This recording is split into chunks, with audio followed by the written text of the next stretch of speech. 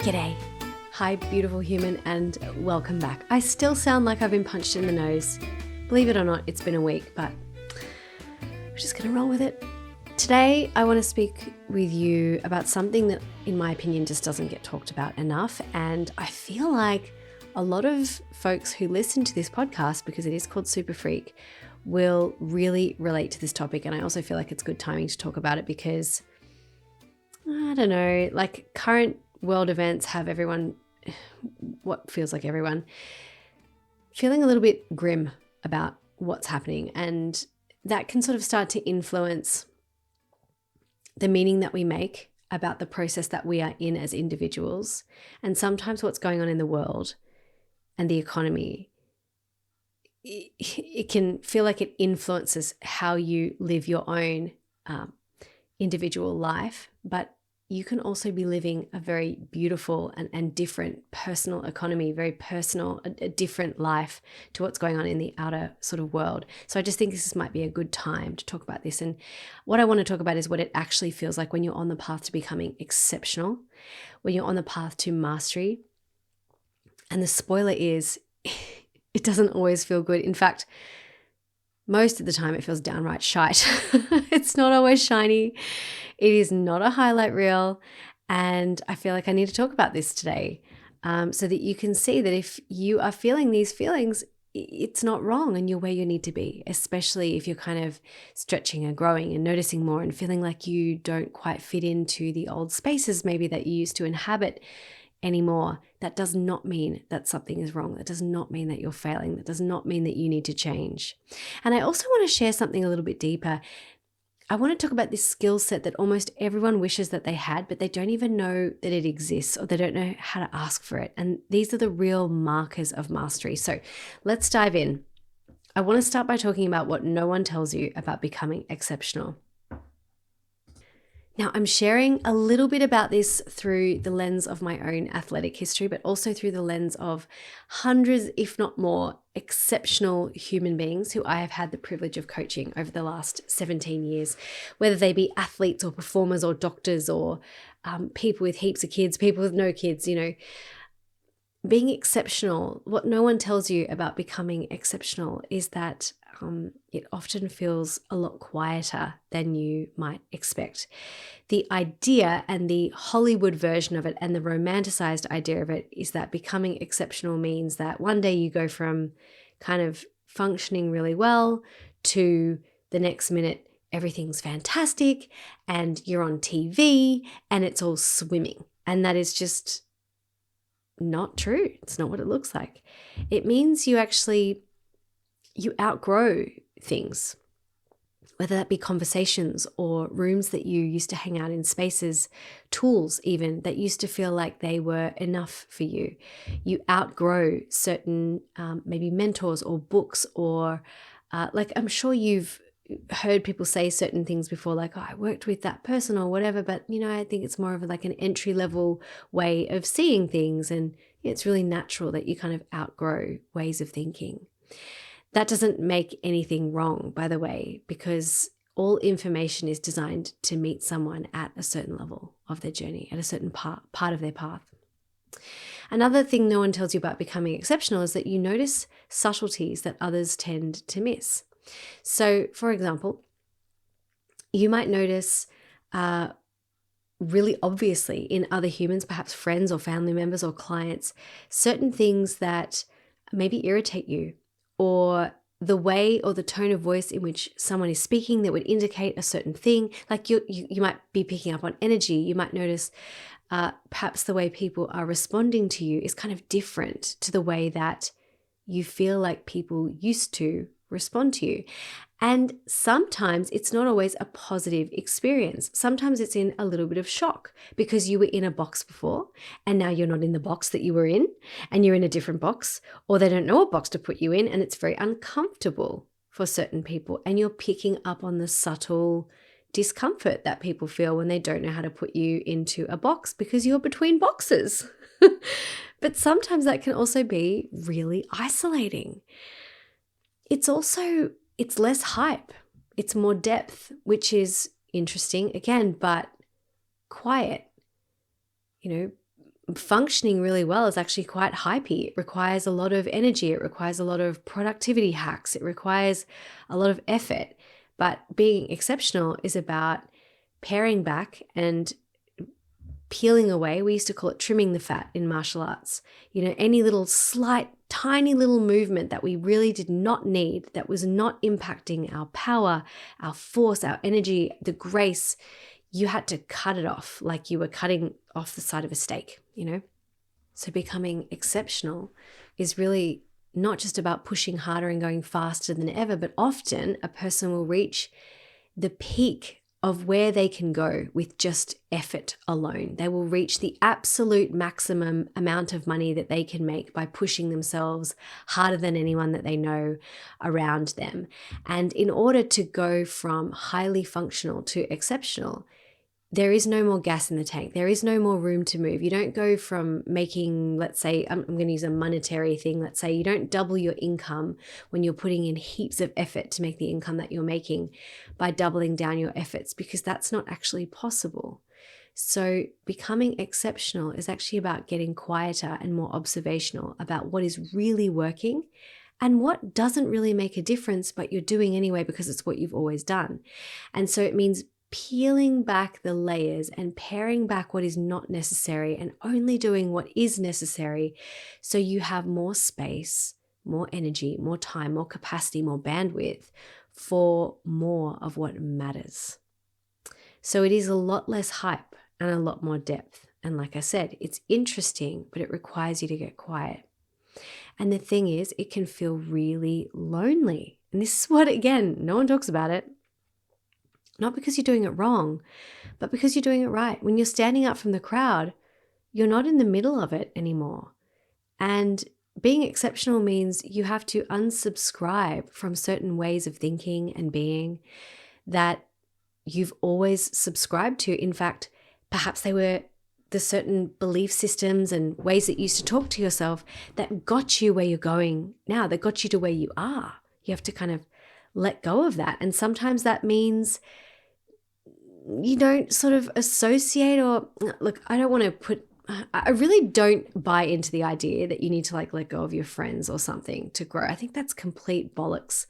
But what I do know for sure is that when you start changing the way that you think about things, let's say in general, your mindset becomes more positive, or your mindset becomes a little bit more abundant, or you become actually a little bit more disciplined with your health or your activity or the way that you show up for your work, or you start to learn some new skills about how to communicate and you put them into action. So you're communicating very differently with other people. What that can mean is that, like I said before, when I mentioned people have you in a box and then they don't know what to do with you, you start standing out very differently. You're not in the middle of a crowd. What that means is that you can actually break rapport sometimes with people that you have great rapport with.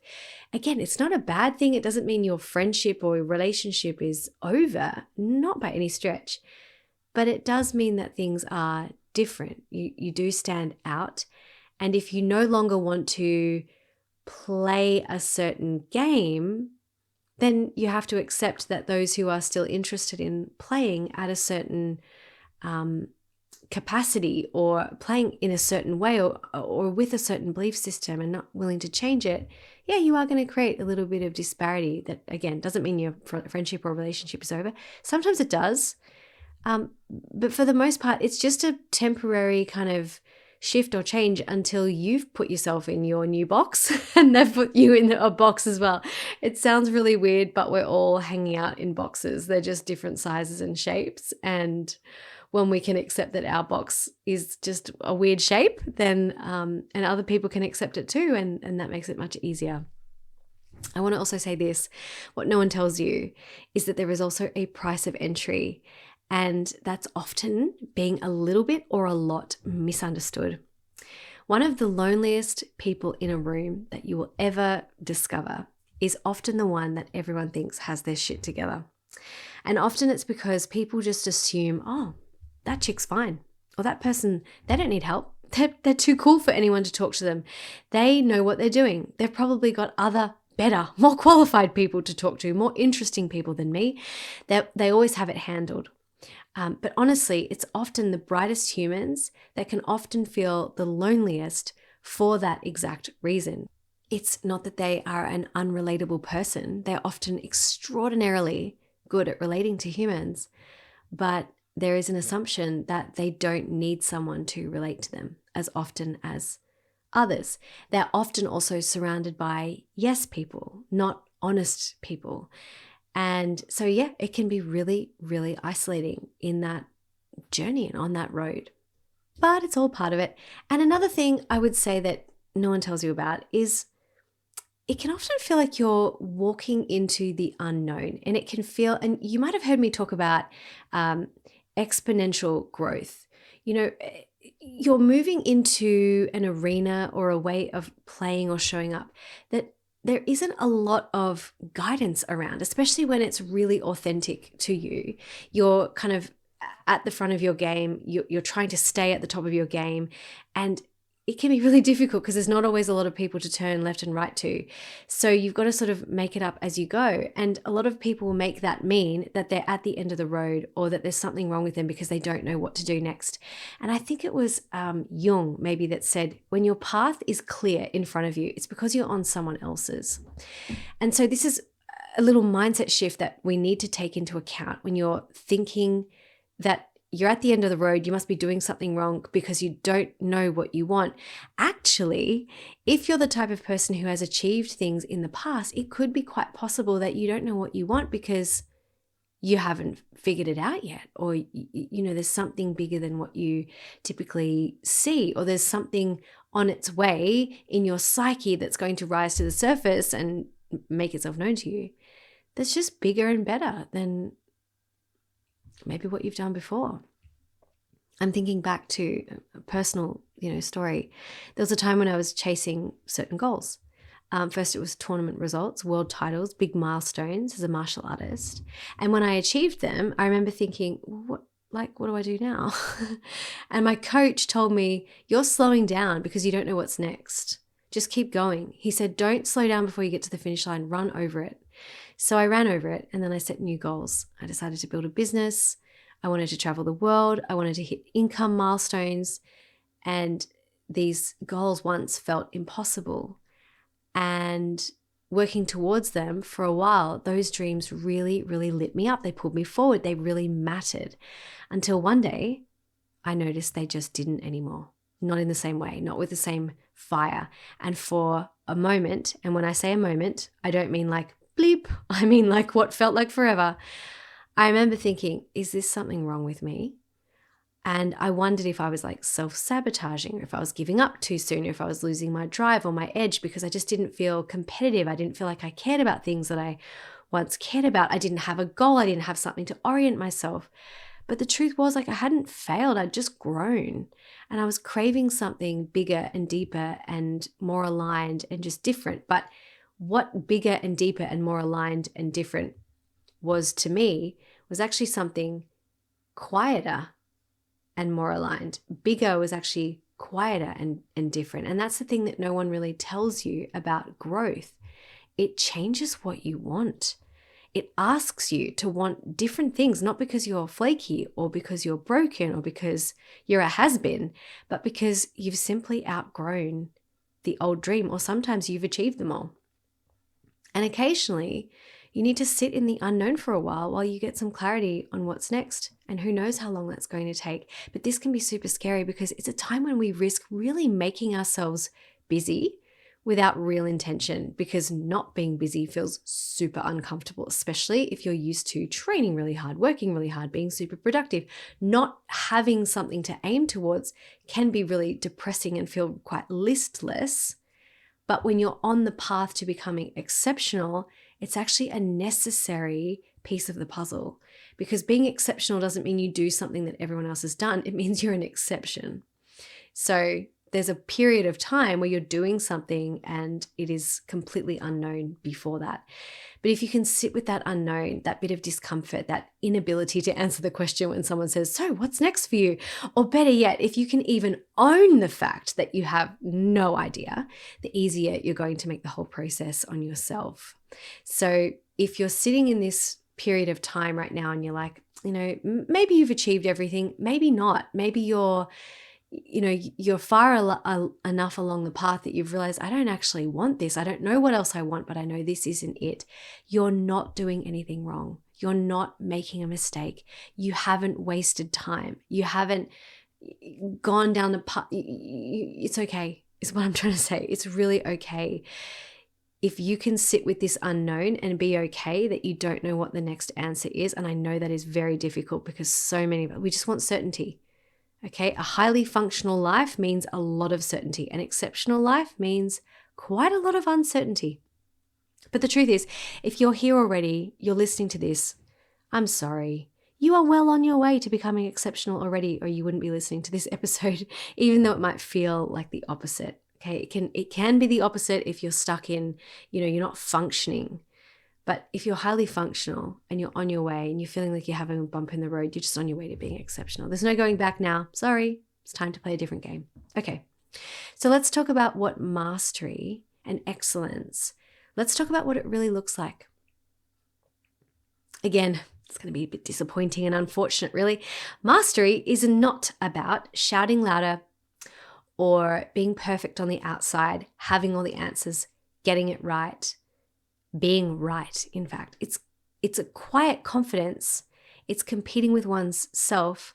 To me, I think it's a real kind of fuck it energy, to be honest. Like, you've played by all the rules for so long, you know them inside out. You've stretched your creativity as far as you can go. It's actually about deepening again, relaxing even further into the process and finding the artistry and carving out your own authentic way. But that's messy. That's not clean. That's not straightforward. That's not a straight line. That's like art. Art's messy. So what it really looks like is about emotional regulation when life wobbles and coaching yourself through it. But also it looks like putting yourself into wobbly situations to stretch yourself, because mastery doesn't come from being inside your comfort zone. So it's about knowing how to hold yourself through purposefully kind of triggering yourself and making yourself uncomfortable. It's also about being able to hold the whole of a conversation, not just the words, not just with others, but with yourself as well, as in what someone is saying, but also what they're not saying, hearing what you believe and what others believe and what they fear and what they want inside of what they're actually talking about. It's having a level of communication with your subconscious and others' subconscious, so you can really start to not live in a, as Rich Litvin says this, it's not living in a reacted or responded to world, it's living in a created world. Because when you get to know, when you bring the unconscious and you make it conscious, you're no longer calling it fate. You're living in a created world, okay? It's about knowing when to act and when to be still. It's about being efficient with your time and energy and attention. And the mistake a lot of people make is when they're highly functional, they're used to being really, really active, and they think that if I just push a little bit harder, even though they don't have much left in the tank, not to say that everyone who's highly functional is on the edge of burnout. What I mean by not a lot left in the tank is there's not a lot of reserves for new ideas and creativity and space for breakthroughs and space for leaps. So knowing when to act and knowing when to be still is very important, because it is that point where you're used to being so efficient, so productive, so active. That's how you actually get to where you are. And then going from good to great is again about peeling back and removing what is not necessary. It's also about trusting and knowing and relying on the fact that everything has seasons, and you cannot be in summer all year round, because it will actually burn you. So it's about being efficient with your time and energy and attention, but also really accepting of the fact that the best athletes, the best performers, the people who achieve the most in life are not always 100% active. They're often planning in rest. They're often planning in recovery, not often, always 100%. So being still is strategic. It's also about deep listening and discernment. What is that? Discernment, clarity under pressure. And I'll tell you what that looks like. That means letting go of the past and being completely present in the now. Because being completely present in the now means that you are not carrying with you what happened 5 seconds ago. You are looking at the opportunities that present themselves moment to moment. And that is where clarity and discernment and quick thinking and great decision making happens, especially under pressure. Now, if you want to be exceptional, it's not just about being really, really good when everyone's watching or when no one's watching. You know, I'm talking to all of the idol shower singers, you know, who are really great in the shower, but like can't get anything out when they're trying to sing in front of another person, for example. You know, mastery and excellence is about not just being able to do it when there's no pressure. It's actually about being able to do it and do it exceptionally when there is tremendous pressure. And that requires being absolutely present. The best example I can give you is an athlete. Athletes cannot afford to think about everything that's gone wrong so far. And really, neither can you. You've heard me say this before if you've been listening to this podcast for a while. Your life is the ring, you know, and in the ring, you've got 3 minutes to just like pulverize someone else so you can move on. But your life is the ring. There's no referee, there's no whistle, there's no timer, there's no scorekeeper, there's no person trying to punch your head in. But there is still what's happened before this moment and what could happen in the future. And if you're totally focused on what happened before this moment, it takes away from the opportunities that you can spot and notice in this moment for the future. So you've got to just focus on what's in front of you and learn by doing in the moment. And again, this is another piece of mastery, because at the point of mastery, there aren't a lot of people you can turn left and right to. Obviously, anyone who knows anything about coaching will know that you don't have to be better at the thing you're coaching a person on in order to be able to coach them, because otherwise the coaches would be the world champions. Do you know what I mean? So coaching is actually not about being better or ahead, quote unquote, of the people that you are coaching. It's got nothing to do with that whatsoever. But when you're at the front of your game, in order to get there, there is often something that you're chasing, or someone, right? There's someone who's at the top. You're looking to become the very best that you can. And then when you speak to people who have been at the top of their game for a really long time, you will learn, if you listen to them speak, that they have to find motivation from different places, like really, really deep within. And what ends up happening at that point is it's not that coaches are necessarily just coaching the athlete, for example, but everyone is collaborating and learning from one another and really gaining so much from all working together at this point of excellence, because excellence attracts excellence. So I'm thinking about, for example, how many people have told the world champion surfer, Australian surfer, Mick Fanning, that they learned so much from him, and they've reported it, even though technically they are the ones who are helping him to be the best. He's at the front of his game. He is being himself authentically. He's got his level of excellence in the way that he does whatever he does. I'm reading his biography at the moment. That's why he's on the front of my mind. But so many of the experts who have helped him get where he's going have actually said how much they've learned from him. And I think that when you're at the front of your game, like I said, you've got to dig really deep for further inspiration to push yourself beyond number one. And that's not to say that people who are at the top are no longer inspired or motivated by the people around them, even their competitors, because the up and comers and your competitors can be so incredibly inspiring. And it's a whole other conversation to have when you are actually competing against mentors or competing against people who have inspired you and then beating them, like inspired you your whole life and then you beat them. But what often happens when someone is at the front of their game is that at the mastery level, finding that inspiration is just different. It often comes from outside of your wheelhouse or outside of your industry or outside of the typical methods that people use.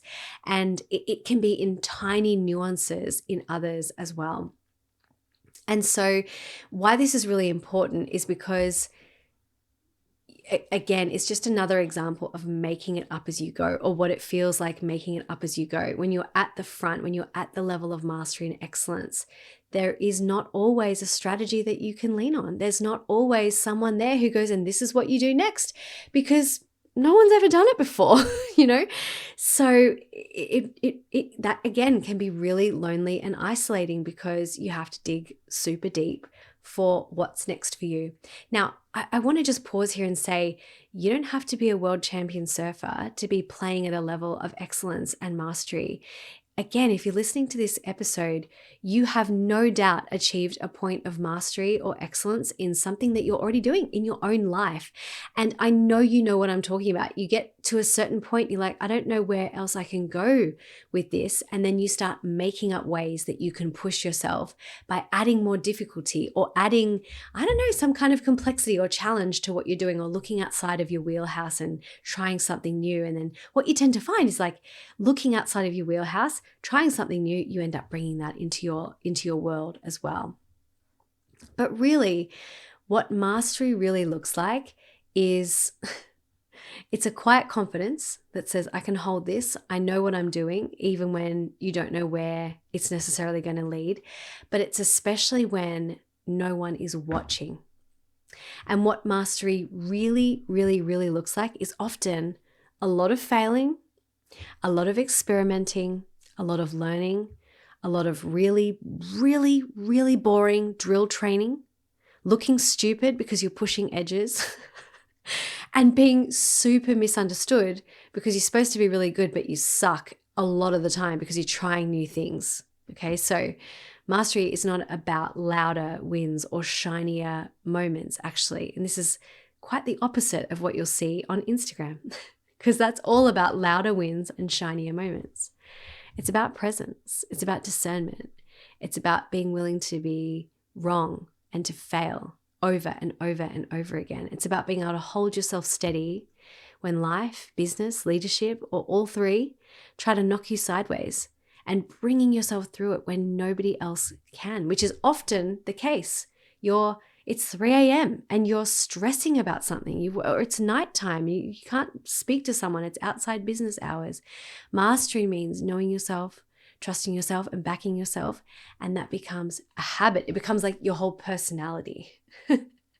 So the beautiful, though, and sometimes really frustrating thing about real mastery is no one can hand it to you. It's built inside of you. It's something that you practice in the quiet moments, in the hard moments, in the in-between moments that, like I said, no one else sees. And that's where self-coaching comes in. That's where being able to recognize the conversation that you are having unconsciously with yourself comes in, and being able to hear what you are not saying comes in. That's where your willingness and knowing when to act and when to be still comes in, and emotional regulation when life wobbles, when it comes in, right? Self-coaching is not just like a nice to have, in my opinion, when you're growing. It's the skill set that lets you meet yourself at every single new level, even if you've never been there before and no one that you know has ever been there before, and not needing someone to tell you what to do or how to feel or who to be. That's not to say you don't have people around you to remind you of who you are, but not needing it. And there's a difference. And the truth is, coaching skills are not just for coaches. They're for humans who want to live awake and lead with clarity and stay steady while they stretch themselves to new levels. Coaching skills are life skills. They're how you navigate hard conversations without losing yourself or abandoning yourself. It's how you hold space for someone without rushing to fix them or fix the situation. It's how you lead with influence and grace and not force. It's how you do just one more of anything. You push yourself just that little bit further, even though nobody told you to, but you know it's going to be good for you. Real coaching is not about giving advice. It's about asking better questions. And this, I need you to understand. People have this idea that coaching and coaches are advice givers. No, we're just professionals at asking better questions, questions that open doors, questions that help someone hear themselves, sometimes for the very first time, questions that force you to have to think about a solution in order to be able to answer them, instead of keep you in a repeated loop of a downward spiral. And no, it's not actually about leading someone towards what you think is the right answer either. It's about trusting that people are already whole and then just helping them find their own way with it. Although I will say traditional coaching is very much like, do not ask a leading question. It's very much kind of a therapy-based thing, but I don't have a problem with leading questions. That's another conversation. But this is what builds real connection, right? This is what makes you unforgettable. Not because you're the loudest or you're trying to be famous, but because you're the most present. And that can be as a parent, that can be as a partner, that can be as a boss, that can be as someone who is coming in to sell something in a company, that can be you as a coach, as a friend. In a world full of noise and quick answers available at our fingertips, the ability to hold a real conversation, a deep conversation, a transformational conversation is one of the most powerful skills that you can have, whether that conversation is with someone else or with yourself. So here's a little gentle nudge for you. Mastery requires self-coaching. It requires you to be able to be the voice that you need all day long. Because mastery it's not a switch on and off. It's a consistent, it's like a lifestyle. Like I said, it's like your whole personality. That's how you become mastery at something, that's more masterful at something. You don't have to want to have a coaching business to learn the skills of coaching. You just have to want a life or a business or a leadership style or a result that actually feels aligned with who you really are. And this is a skill set that makes life and leadership easier and calmer and infinitely more powerful.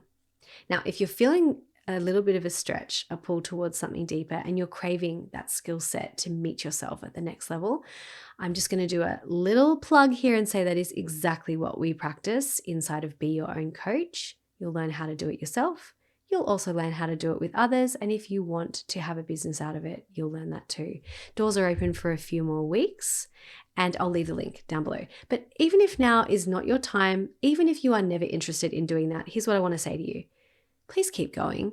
You're not behind. You're not broken. There's nothing wrong with this process. You're not messed up. You haven't lost your drive, or you're not living out of ego. You are going through a metamorphosis from, is that a word? Metamorphosis. I think that's a word. From highly functional to exceptional.